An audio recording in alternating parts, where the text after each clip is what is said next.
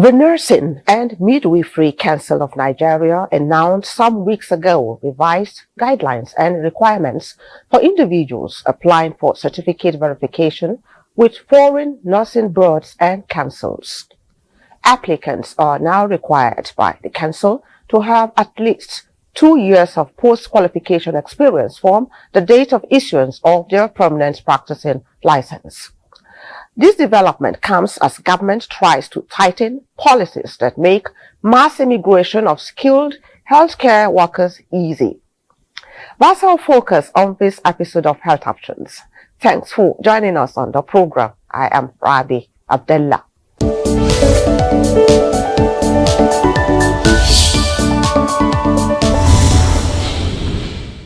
If you're just joining us, this is Health Options, the program that not only tracks government policies on health, but helps you with the information you need to make informed choices about your health.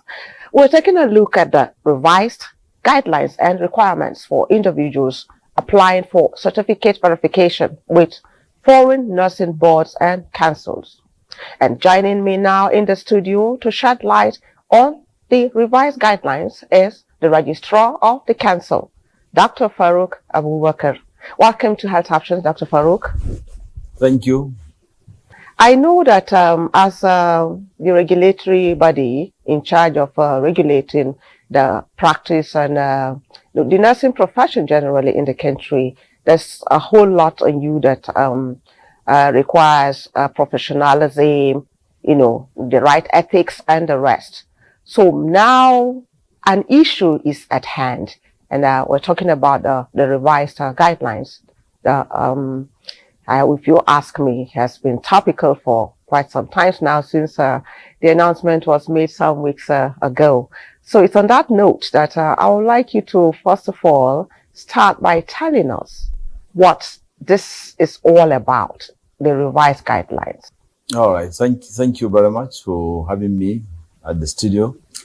The revised guidelines, it is part of the mandate of the National Midwifery Council. Revise the standard from time to time. And as part of our mandate, we look at the present circumstances, the need to eject and now provide the needed manpower that will man our healthcare service in the country, and coupled with what is happening in the country and outside the country. Nigerians are leaving the country without following due process. At the same time, Nigerians are also creating a lot of setback by spoiling the image of the country. So like I said, it's part of our mandate to revise this guideline from time to time. And we feel there is need to revise this guideline that had been up there, that had been, we noticed a lot of shortfalls, a lot of problems along the line. And at the same time, we also see the need to provide adequate human resource for health that are capable of handling our healthcare service at all levels, in line with the present administration of the renewable agenda, where a lot of health policies are on ground, and there is need to have adequate human resource. Nursing and midwife are key in that perspective, and there is need to have them in the country in order to participate actively in providing the needed healthcare services to our Nigerians at all levels, both tertiary, secondary, and primary healthcare. Yeah, I quite agree with you on that, Dr. Farouk. We are talking about a country with disturbing statistics of maternal and child, mortality, and I know that a lot of efforts had gone into seeing that the reverse, that the trend is reversed. And we know the critical role that nurses and midwives play in that regard. And if we're talking about shortage of human resource for health, which I know had always been a problem.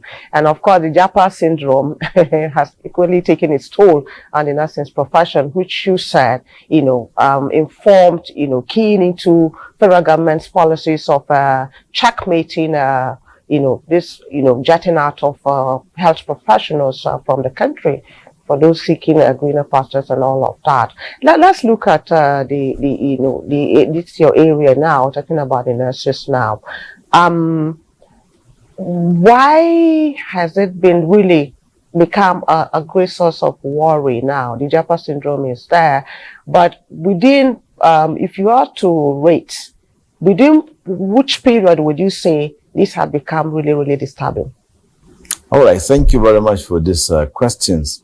You see, when you look at the trend and the guidelines and the event of movement of nurses, for you to leave this country, you require not less than 1 year, 6 months to put yourself, to follow the due process in order to get yourself out of the country. Let me just take an example. For if you wish to go to America, you need to undergo a series of steps and processes ranging from you start with what is called the CJVN. It's a evaluatory assessment body.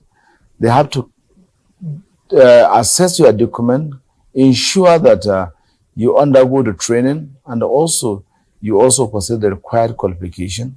After that one, you also have to apply for what is called the NCLEX examination. You also have to attend this examination. The whole of African countries is only in South Africa where the center is situated. And the Nigerians are also traveling to Philippines, India to write this exam. After you have further exams, you also have to look for a regulatory body that will register you as a nurse. And this is also another process. After you have acquired the registration with the regulatory body, then you also need to undergo FBI clearance with the American body, with the security agencies. After completing that process, then you also go for FBI fingerprint. After completing that, you also look for job mentorship worker who will mentor you to look for a job in America. After completing that, then you also apply for what is called immigration 10140 immigration, that will give you ability to move into America with dignity. Now, these are the due process, and looking at this process, taking not less than 1 year, 6 months, then the council say, all right, let's just give a range of 2 years. I think within this period of 2 years, be able to complete your due process and move with dignity. We also come to our findings that most of Nigerians, they are only looking at our verification tools. And when they are verified, they don't follow this process. They only go to America as a professional nurse using all sorts of petty trading. And you now find yourself, how do you engage and follow the due process while you're in America? That has created and spoiling the names and the image of the country. And that has also become worrisome to the council. As a professional nurse going to America or any other countries, performing all petty job, not a professional job. And that has led so many of them involving in a lot of illegalities in order to get them, say, acquainted and now meet the requirement of those host countries. It's also a disturbing to Nigeria. Now, all these processes, just to tell you, we have a publication and report from UK, from America, where Nigerian nurses involved in falsification of their documents. And this is also a worrisome to the country. At the same time, when you come back home internally, they don't follow due process of their exit when they are ready to go. They only leave without due process, and that has created a lot of vacuum where you see a nurse supposed to be on duty night, afternoon, and from nowhere, the nurse just exit. And when you are contacted, I'm at the airport, or I'm already in America or UK. Yeah. This is also, we receive a lot of complaints from the employer of these nurses. Some, they are indebted with banks, some they are indebted with corporate organizations in their respective employers. And we don't want a situation of start calling back these nurses after we have issued a letter of good standing. And that will have done the image of the country. And we feel, look, let's revise these guidelines in order to safeguard the image of the country and also to allow these nurses to move with dignity. That's the main purpose where the distribution. Additionally, looking at one of the key areas of the present administration of the Honorable Minister of Health is talking about good governance, quality healthcare services. You can only attend it with adequate manpower. Nurses are key, and they need to be available in order to provide these services needed in order to achieve this set objective of the government. And it's one of the key areas the Honorable Minister is focusing to attend. Okay. So these are the key areas, the reason why we need to revise these guidelines. Okay. Can you let us into the nitty-gritties of the guidelines? What do the guidelines constitute? All right, thank you very much. You see, the guideline is nothing strange. What we said is you can only initiate application for verification of your documents and letter of good standing after 2 years of registration. Now, let me take you for a graduate nurse. A graduate nurse that has qualified is expected to undergo 1 year internship program, 1 year NYSC. Now, these newly qualified, some of them, even at their final year of their studies, they start processing leaving this country. Many of them shunt the internship, many of them shunt the NYSC, and that's why we also look at as a key. Now, those that finish from School of Nursing, some of them, now we have part of our reform agenda, they are expected to come out with HND, and after that HND, you are expected to go for 1 year sewage. It's industrial attachment in hospitals that give you consultative practical sessions. Now, these students are trying to channel this particular process. After that one, because they are coming with HND, you are expected to proceed for 1 year NYSC. And all this is part of the requirement to qualify you as a nurse. And this is also the reason why we think let this student or rather graduate apply after 1 year, at least one. It gives them a bit stability to put their knowledge and acquire more experience so that they can be able to serve their country where they intend to go. They're able to represent the country very well as a professional nurse, having acquired this knowledge and the skills. The one I mentioned earlier, after you have put your request in that host country, the host country send a request to the council requesting for verification to verify those documents the individual submitted. Okay. At the same time, we are also to issue a letter of good standing. Now, we said we cannot issue a letter of good standing we don't know this individual because he is trained under he is working under a particular institution. Okay. Let those institutions give us the letter of his good character, good behavior, and attitude while undergoing training and while also working as a nurse. And that will give us a basis to say, look, this gentleman or this lady is qualified to be issued with a letter of good standing, so that all the issues and the problem I mentioned earlier have been taken care of.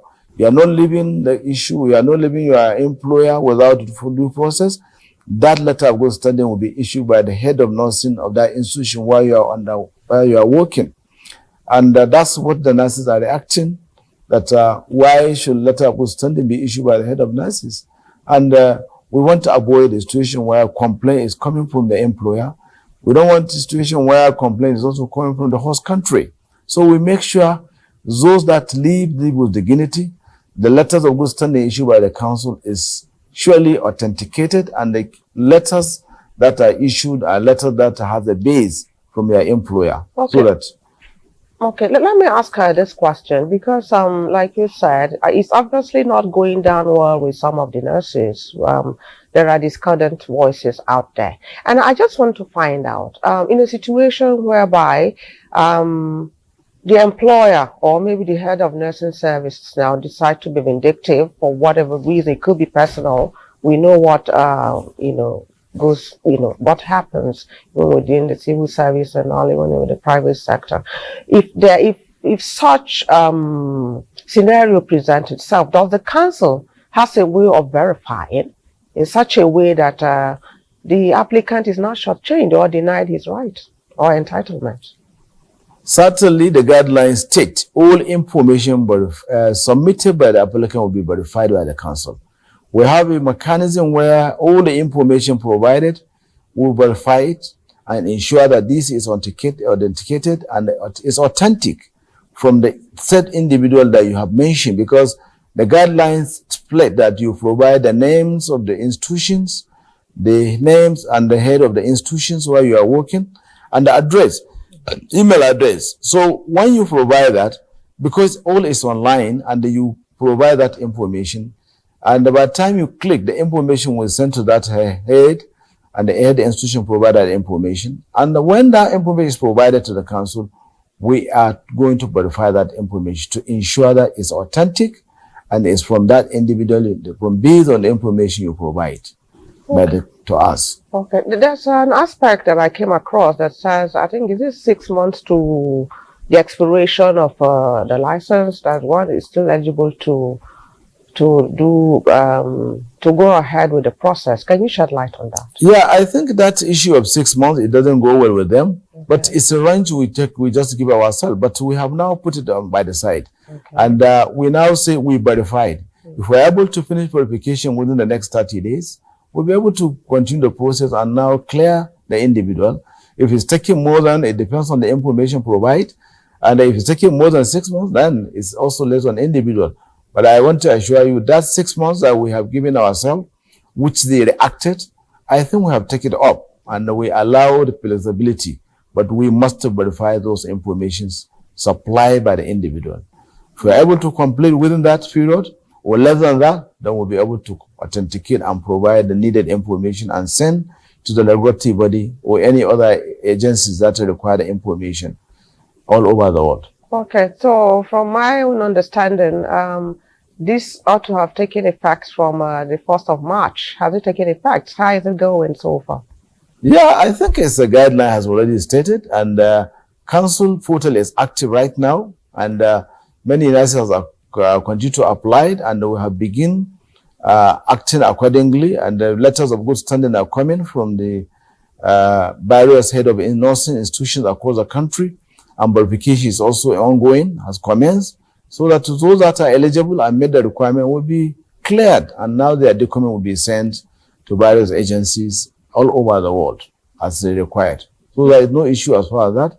Our portal for verification is active as stated on the 1st of March, and there is no ambiguity on that aspect. Okay, we know that nurses and midwives are in high demand everywhere, which is why we learned that getting a job even outside the country is not a problem. It's something that comes very easy for them. What would you be telling young nurses or those ones even in school aspiring to become professional nurses so that the shortcut syndrome that we're experiencing now will not come to play when they are set to, render services to the society? Well, I want to assure you we have taken a lot of measures to ensure that more nurses are produced that are higher quality and within the professional norms.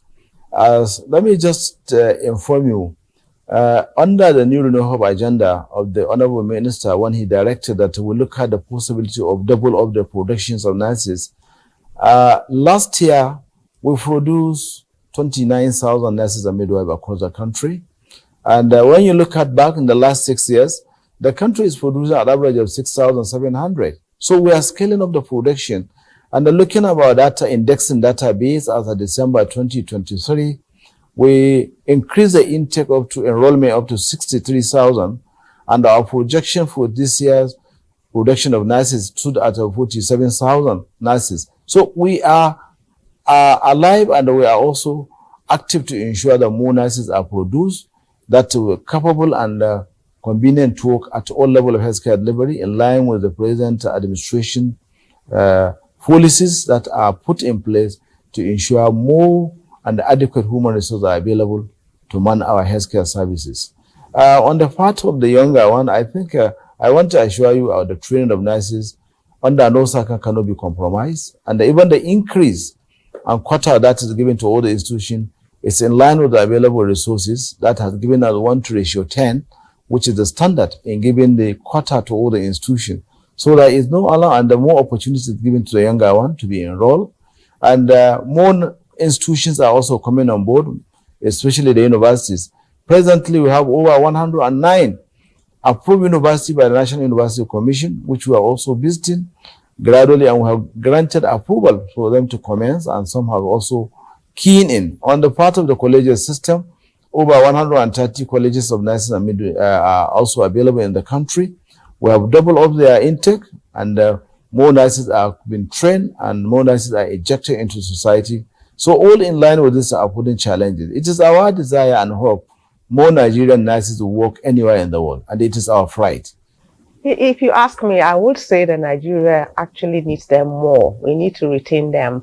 So I would like to find out what exactly is being done to deal with the pull factor that makes, that makes them want to leave the country. Beyond this issue of revising the guidelines, what else is being done, to retain them, to make the country more attractive for them to stay back and deliver the needed services? Well, I think on the part of the full factor you have just mentioned, I am fully aware the National Association of Nigerian Nurses and Midwives paid a courtesy visit to the Honorable Minister some weeks back. And these are some issues they have raised, and the Honorable Minister is so much committed to ensure that their well-being and welfare is also being improved. A lot of facilities, working tools will be made available that will make them more convenient and comfortable to work. So I want to believe the present administration is doing a lot. A lot of measures are put in place to ensure that their remunerations and welfare and better working conditions are put in place. And that will also checkmate the issue of full factor that is responsible for there to move.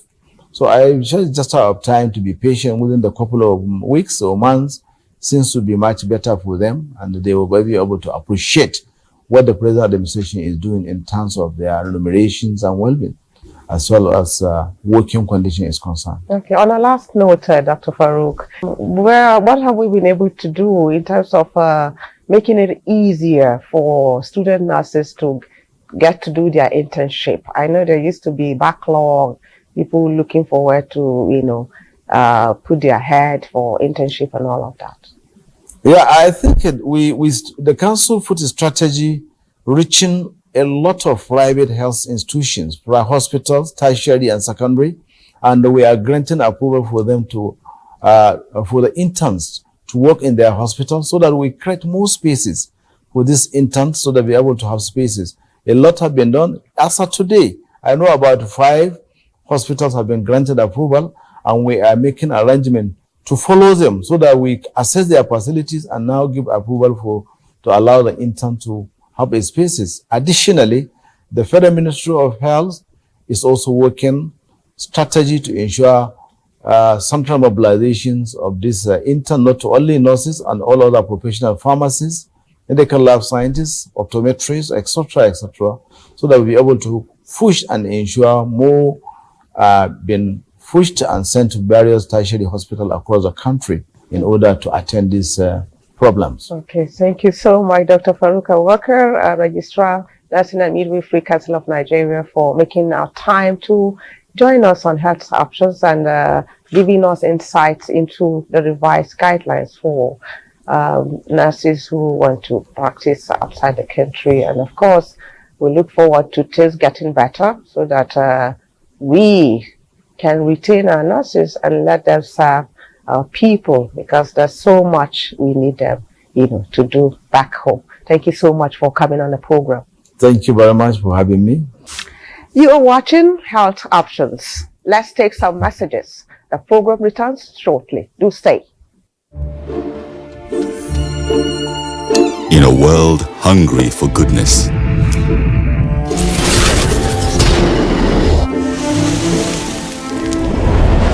with a splash of golden terra oil, a mom can transform a frown into a smile. Make a lunch hour a happy hour.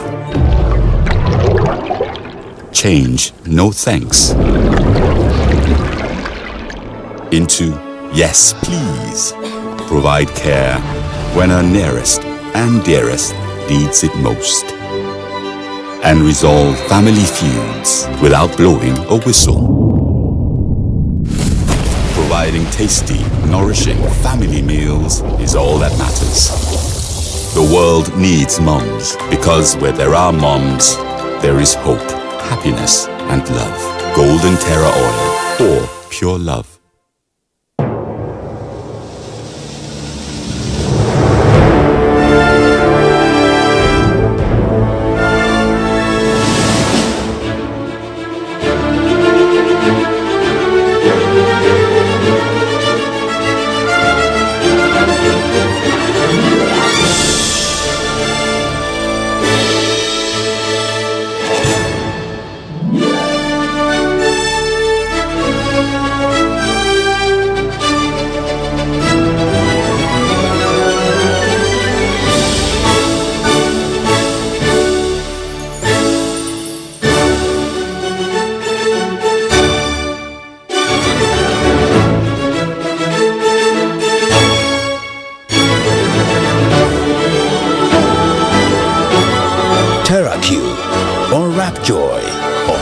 taste.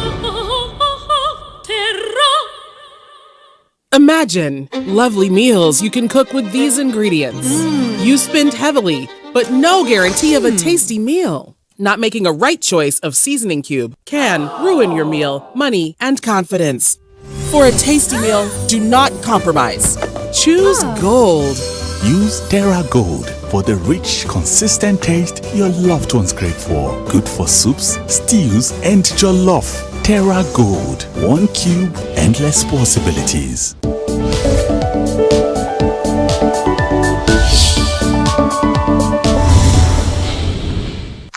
This is where we end this episode of Health Options. A quick reminder that you can go to our YouTube channel to watch the upload of this and other episodes of the program.